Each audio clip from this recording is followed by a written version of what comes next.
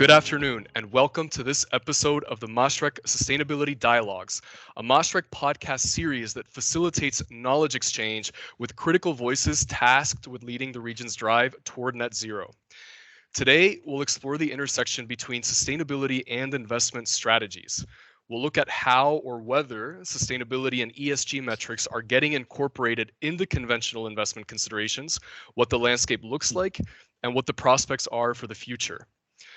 I'm happy to welcome today's guests and hear their perspectives and insights. We have with us today Nael, Amin, Principal at Arthur D. Little, Tanja, Ferri, Head of Risk and Products and ESG Specialist at Azimut Middle East, and Anthony Berkley, Head of Investments at FII Institute out of Saudi Arabia.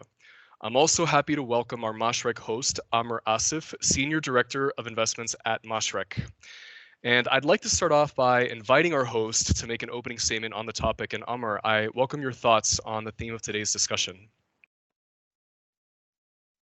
Thank you, Thomas. Appreciate the introduction. On behalf of Mashreq, Thomas, Nael, Anthony, Tanja, I'd like to extend a warm welcome to you and to all our listeners today. As an investor and allocator of funds, I'm excited to be here and engage in a highly relevant dialogue as we look to further the sustainability agenda in the region. I think what we have here is a uniquely interesting group that combines professionals with diverse backgrounds and experience. So, a consultant, allocator of funds, and a risk-focused ESG specialist, all in one place at the same time. And we're here to discuss the all-important aspects of incorporating sustainability objectives into investment strategies.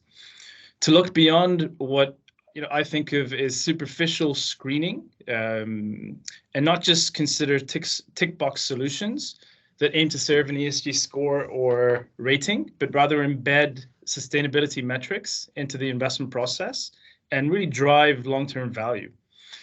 At Mashreq, we continue to participate in ESG-linked investments. An example is sustainability-linked bonds that have been recently issued in the region as a part of the bank's broader strategic initiatives to be a regional leader in sustainability.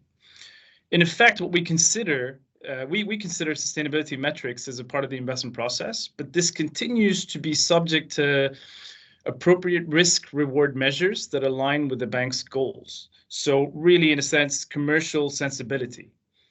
And herein is where I feel it's important to question how we might incorporate tangible, quantifiable ESG factors into decision-making and how we marry long-term sustainability goals with what are often shorter-term financial goals that are unfortunately a realistic reflection of current times.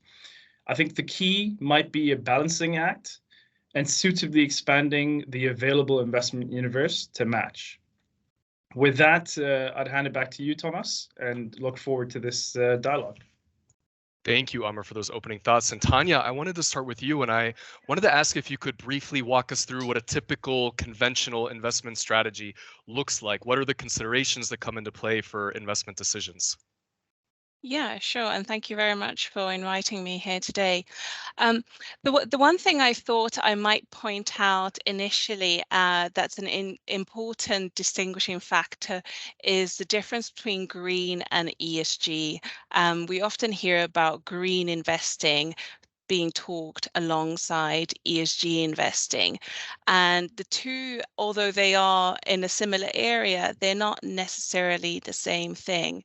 So ESG, being environmental, social, and governance considerations, looks at a range of different factors across those areas. And environmental aspects are one consideration and green consideration, whereas green investing, one for the lack of necessarily official internationally accepted definitions, tends to be more focused on environmental considerations. Give an example, for example, the renewable technologies. So green investing doesn't necessarily mean ESG, and ESG doesn't necessarily mean green. So once we've got those definitions out of the way, The typical investment strategy would obviously depend on the asset class. Are we talking about equities, fixed income, and how a portfolio manager might approach that? If we take equities as an example, typically you would have fundamental research, looking at the financials of a company, the management that's combined then with macroeconomic analysis. And bring that back into the ESG realm. Really, once you start looking at the specifics of ESG, for example, the governance factors, you can say that the ESG is really an extension of the research that would be done traditionally on investment strategies anyway. So governance, for example, and going back to the point I made about management. But really, in terms of the possible investment strategies out there in the asset classes, it's a huge variety of things that can be looked at from a conventional investment strategy point of view, and that's expanded even further once you bring in ESG into play. Understood. Thank you. And Nael, I wanted to bring you into the conversation as well, and I wanted to ask to what extent you think sustainability or green or ESG metrics are already embedded into traditional strategies in this region, and in what ways they are or they aren't embedded in the Middle East so far, what the landscape looks like. Yeah, I think what's happening today is completely different to where we were a year ago, and where we will be a year from now is going to be completely different to where we are now. This is an incredibly dynamic market right now, also with a lot of things happening in the UAE right now. It's the year of sustainability. We're looking all forward to COP28, and this is taking effect. The companies are really looking into ESG as a very high priority board level topic that needs to be discussed in detail. And yes, we already see a lot of ESG strategies. If you look at the banking landscapes, most of the top 10 banks in the Middle East already have ESG strategies in a comprehensive way in place, and they are mostly already implemented as well. But this is not where we're going to stop. This is just the beginning. So where, yes, on a corporate level, ESG is already integrated, you will see it becoming much more prominent also in detailed topic, being it in investment products or financing products in general, being it in reporting, which is going to become much more important going forward. So yeah, we will see a lot of development in this market and a lot of expansion into the detail. Well, with the year of sustainability in the UAE and in the lead up to COP28, it's definitely top of mind across sectors. And Anthony, I wanted to get your take on that as well. And to Tanja's earlier point about how these metrics are often an extension of the more conventional metrics, how would you describe the balance between financial returns combined with sustainability goals and objectives? Thomas, thank you for that. It's a fantastic question, and appreciate this opportunity to engage in dialogue. I want to acknowledge Mashreq's leadership in the region and in these areas of green and sustainable financing. At FII Institute, where I'm the director of ACT, and ACT is the name we give for our investment program. We're an independent, nonprofit foundation and think tank formed by royal decree in Saudi Arabia and headquartered in Riyadh, but it's a global institution. And we're expanding our presence globally. Right now, we're looking at establishing a second office in the United States, where I am actually calling in today. This is a high momentum topic in conversation. And so again, I just want to give proper appreciation to the team at Gulf Intelligence for curating and driving forward this conversation. As Nael said, this is no longer a new topic for Middle East banking or investing. And it's one in which there's growing sophistication, and it's an exciting time for FII Institute, which has taken up a thought leadership role in these areas. For myself personally, I've been working in ESG and what's called impact investing for more than 20 years now, and I'm very pleased to be working in Saudi Arabia in the Gulf region, which is becoming a world leader in these areas. So to your direct point about what this actually looks like on the ground, I can say that what it looks like at the level of investment strategy will highly depend upon the institution. I'm thinking more from the buy side, the institutional assets owner side, that the strategy is being developed in. And I think that's a key point, but it's often overlooked. These investment strategies need to reflect the mission and the purpose that drives these institutions. For example, we're We're a foundation and think tank, a nonprofit with a goal of impacting humanity. Other institutions will have other goals and other mission statements. And then from that, the institution will have its budget, its investable assets, a tolerance for risk, and an approach to investing. And this kind of ESG investing will need to fit within that. The strategy and policy documents don't look any different from conventional strategy and policy documents. They will have allocations to asset classes. They'll have risk tolerance measures. They'll have asset allocation percentages, et cetera. There'll be guidance on the types of assets and the types of investments that are in scope and those that are not. They'll have benchmarks for performance. And this is all traditional financial infrastructure. And it's important, right? Because to be a prudent investor, you need this type of infrastructure. You need to test the investments this way.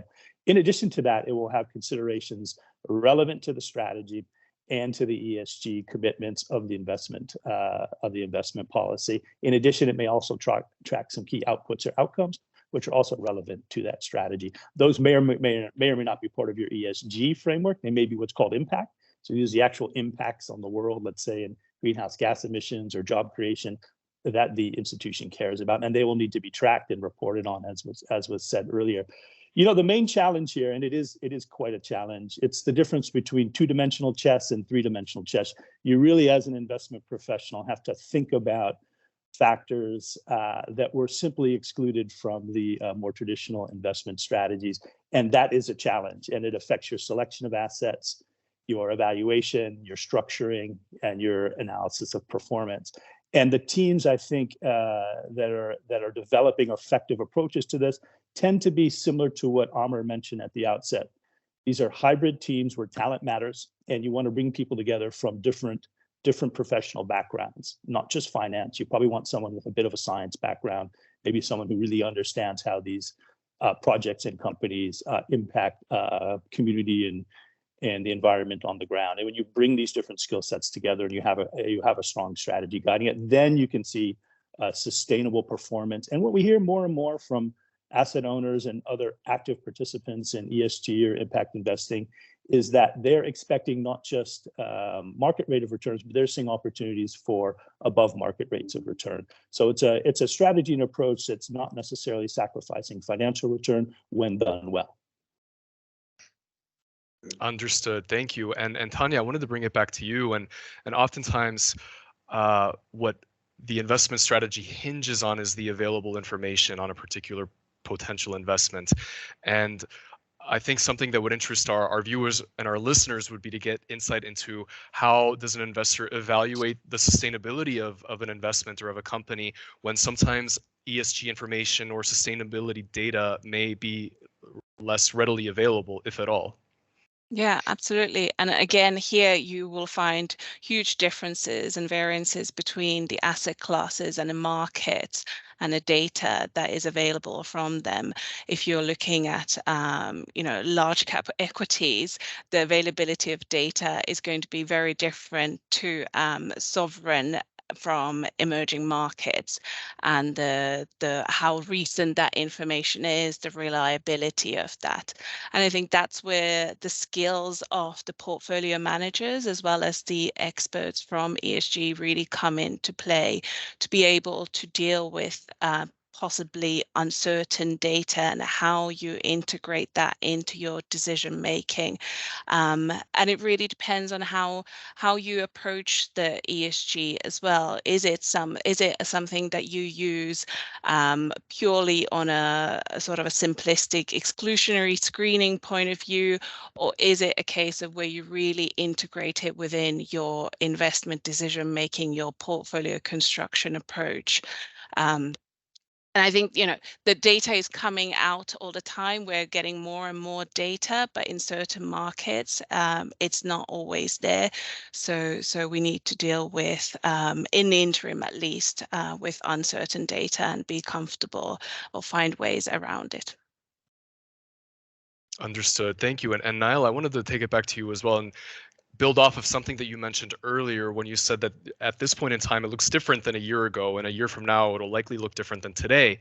And part of that, when I think about the world of investments of the past couple of decades, I feel like the world of asset class trading has been transformed because of technological advances and trading platforms and compliance modules and analytics. And I'm wondering how, or if you see technology and innovation driving and transforming sustainability in the future as it becomes increasingly embedded into investment decision making. Yeah, I think definitely does, but in two maybe totally different ways. On the one hand, I want to connect to what Tanja said. Innovation is really going to be central here, or digitization really is going to be central, because knowing what you're investing in is the whole topic, right? If we don't know that it is an ESG bond or a green bond, social bond, whatever, then we don't need to have this discussion. So the development of data, the transparency on this, the automation on this, the standardization on this, it is absolutely critical for this to be the continued success in the future. Because yes, for now, we have certain openness to accept that data points might not be available, but this is not going to continue.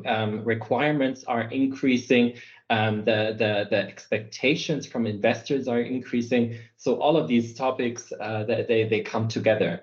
On the other hand, with innovation, maybe more towards the consumer behavior here and which generation we are actually addressing or starting to address more and more, because we can really not have a conversation about ESG without considering Gen Z and their requirements, their literacy on this topic, which is much higher than anyone at their age has, any one of us has been at their age. But even today, they are already much more advanced. I always like to bring the example of going to a grocery store. If you go to a grocery store today, you will not be able to find plastic straws anymore. That was Gen Z. They made a statement and it had a commercial impact. And the same thing is going to happen with investments now. And they are not going to invest in 10 years. Again, innovation is making online trading very accessible to a whole new generation. And if we want to address them, we need to provide the product that they're looking for with the transparency they require.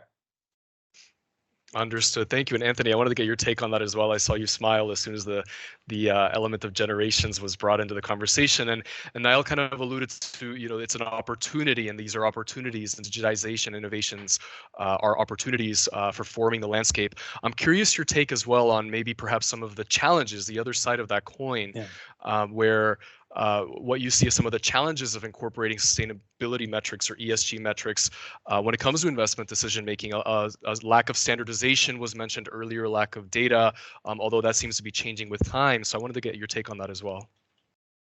Yeah, thank you. I was smiling. I thought it was a great example to catch this high momentum theme that we're on today. And I would come back to talent. So talent is what drives these markets fundamentally, in my experience. And it's true of whether you have a new asset class or expanding a geography or developing additional or creative new products. These are talent driven. And it's clear where the talent is going, to Nael's point. Whether you look generationally, you look at the business schools, what their graduates are interested in, you look around at where the strongest teams are, where the jobs are. This talent is flowing into sustainability and ESG, and that will continue, which means that these markets will continue to grow. So I think that's my fundamental starting point. That doesn't make it easy, right? It doesn't make it an easy conversation. And typically, the teams that I'm on will have more agreement on the financial metrics than we will on the sustainability metrics. And so there's a debate that needs to be had. There's standards of evidence that need to be worked out, and this work can be done. I would say that one of the main challenges is giving the time and space for that conversation, maybe working with the right kind of outside consulting resources like those on this call who are comfortable in this terrain and can guide these conversations so that as an asset owner team, you don't go down a dead end, right? And I think that is a main challenge. Work with good partners, work with trusted partners, hire the right staff. And when that gets done, typically what my personal experience is that the reporting and the richness of the conversation with your investment committee, your governance committee, your customers and your clients actually increases.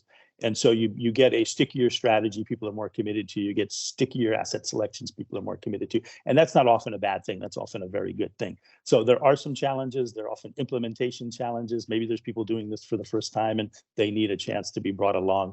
But I think the talent is going, the generational flow is clear, the attitudes are clear. And so it is just a matter really of getting the right kind of partner involved to implement at a level appropriate for your institution, so you don't learn lessons unnecessarily that have already been learned and learned well in the field.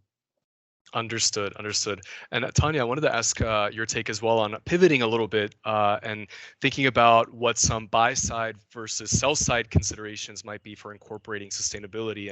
And just for our listeners, for context, the buy side refers to entities that trade securities to generate returns for clients. Examples include mutual funds, hedge funds, Azimut, pension funds, private equity firms, whereas the sell side, on the other hand, refers to entities that sell securities to the buy side or to other investors, and examples include investment banks and brokers and broker dealers. So I'm curious your take on whether the sell side might have different metrics when it comes to ESG or green or sustainability versus the buy side when it comes to investments. Yeah, absolutely. And I think, at Azimut, for example, we very much approach ESG depending a little bit on the product, but typically we approach it as a risk management method. That's not necessarily the case for each manager or investor. Some may consider it as a value add approach. And certainly on the impact investing side, there's even further considerations in terms of the ultimate impact you're making on the world. But for us, it's a risk management approach. And then any value that comes out of it is always appreciated. But in terms of what drives us is obviously the wanting to do right by our stakeholders and investors, and it's very clear that our end customers and the consumers as a whole are interested in this topic. In Europe, especially if you look at the evolution of institutional investors' demands on ESG has grown massively, and I think that's trickling into the region gradually as well. And I think generally, if any asset manager in the region wants to raise assets outside of the region, they need to be prepared to answer these sort of questions and have ESG at the forefront of their minds. But really, every investor will have their own approach and what is important to them and their end clients.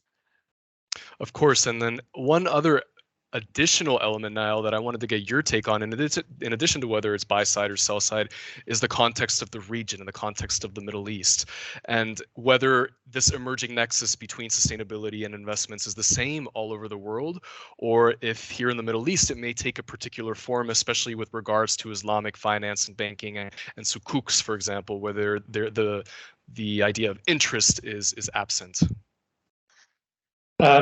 Absolutely. Having worked on ESG topics in Europe in the past and now in the Middle East, I was actually quite excited to see specifically these differences. And you would think in the beginning that maybe ESG is not as highly prioritized in this region as it might be in others, which given the heavy energy focus, etc.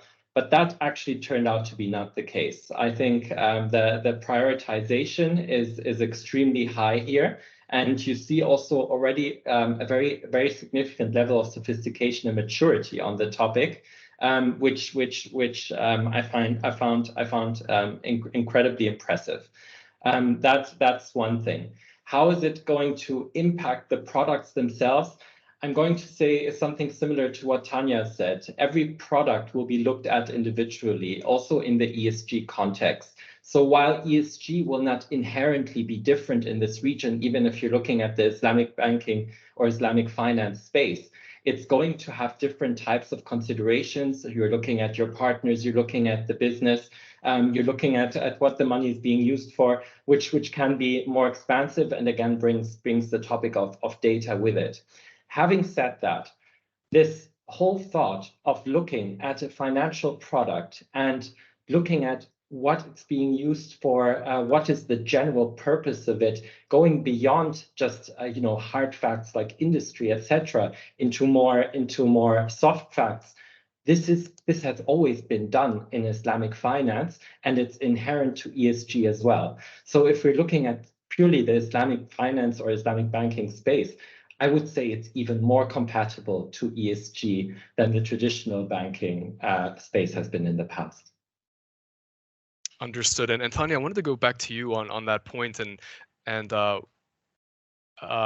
extend the dialogue a little bit further when it comes to the fact that often investments are contingent or hinge on or create waves through the supply chain of a particular investment, and whether you think sustainability considerations come into play up and down the supply chain of a particular investment, or what could be considered, quote, scope 3 within the sustainability world.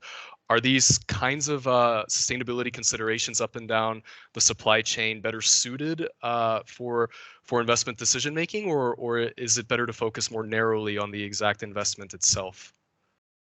Well, that's a really open and ended question, in the sense that the possibilities there are really large. It comes really down to the product and the individual portfolio manager and how they want to approach things. You can look at things in a very quantitative way. You can look at things in a very qualitative way. But yes, I mean, scope 3 is something that is constantly being looked at and pushed at. Comes back down to the data issue of whether there is available data on that. I think we're all driving towards that in trying to have the scope 3 information and being able to make a decision with having that information. But the reality is that it's not always going, your investment isn't going to be based on emissions necessarily, depending on what the asset is. It's going to be the holistic element of the E and the S and the G together. I think we spoke about this before, where I mentioned Tesla, in that, on paper, Tesla looks very good from the E perspective. It doesn't necessarily look so good on the S and the G. You're going to need to look at things holistically. And that's fine, because perhaps for a certain investor, the E is more important. So you put more weight on that. It depends what the strategy is, and therefore you incorporate Tesla into your portfolio. But if you want to consider the S and the G and look at things a little bit more holistically, then perhaps you make a different type of decision. So it's never as black and white as it might seem on paper.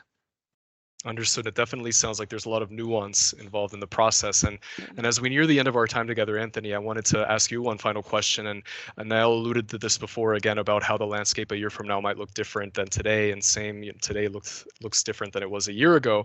And how you see the prevalence of sustainability metrics on the rise for investment decision making, not globally necessarily, but more within the context of the region, the year of sustainability, the lead up to COP28, on the heels of COP27 in Egypt less than a year ago, and how you see the outlook in the region for further embedding sustainability or ESG metrics into investment decisions in the lead up to COP28 and beyond into 2024.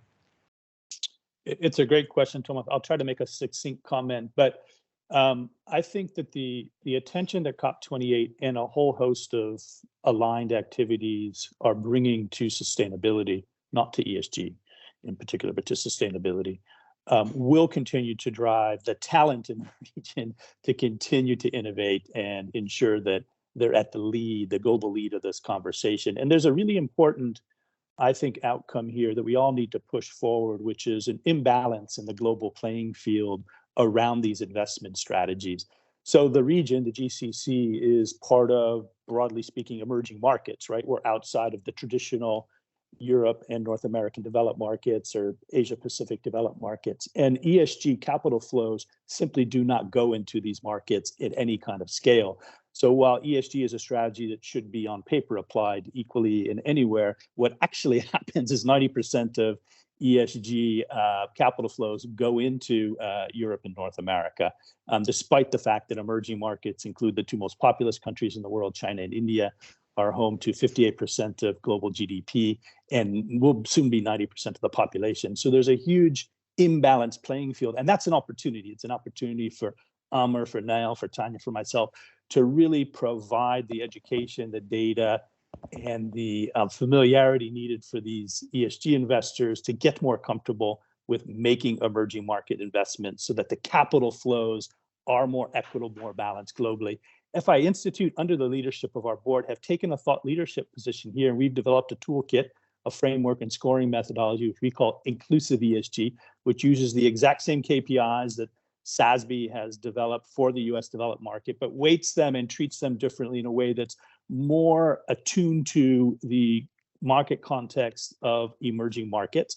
We've released that publicly on our website. And in the second phase of our work now, again, under the leadership of our board, we're actually working with a leading data analytics provider to provide the tools and the scoring system in a way that will be easy for investors to get access to look at ratings of emerging market large cap corporates on an even playing field with the developed market large cap corporates. They're in the same peer sets, but currently they're being compared in a way that's unfavorable and we think unfair to these emerging market corporates. We would hope this is part of a general waking up and a general increase of enthusiasm for traditional ESG investors to do more investing outside of their backyards, their home markets, and to invest more aggressively into emerging markets, including the GCC.